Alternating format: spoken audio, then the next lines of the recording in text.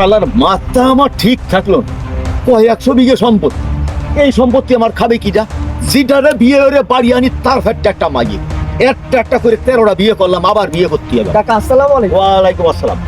কাকা শুনলাম আপনি বলে আবার বিয়ে করতেছেন? হ্যাঁ বাবু, বিয়ে করবো না করবো কি কদি?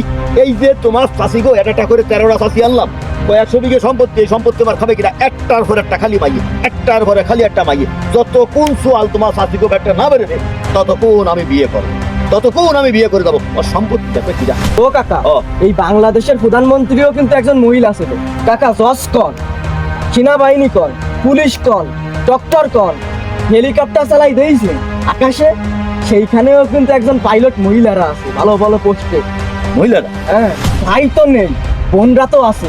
তাদের আপনি লেখাপড়া শিখেন, মানুষের মতো মানুষ করেন, দেখবেন তারাও একদিন বড় বড় অফিসার হবে। তাই বাবা, তুমি আমার চোখ খুলিয়ে দিছো। আমি যে অন্ধভাবে শুধু ছেলেদের পাশ দৌড়চ্ছি, আমার ছেলে হয় না, ছেলে হয় না।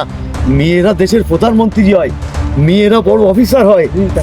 আমি বাবার বিয়ে থা করতেছি না। আল্লাহ আমার যে কন্যা সন্তান দিছে, আমি আমার জায়গা জমির অভাব নেই, টাকা পয়সার অভাব নেই। আমার টাকা পয়সা যত খরচ করতে আমি মেঘ পথে খরচ করবো, লেখাপড়া শিখিয়ে বড় বড় অফিসার বানাবো। আমার মেয়েরা পাইলট হবে, প্লেন চালাবে, সেনা প্রধান হবে, দেশের প্রধানমন্ত্রী হবে। আমার মেয়েরাই আমার কাছে সেরা বাপ।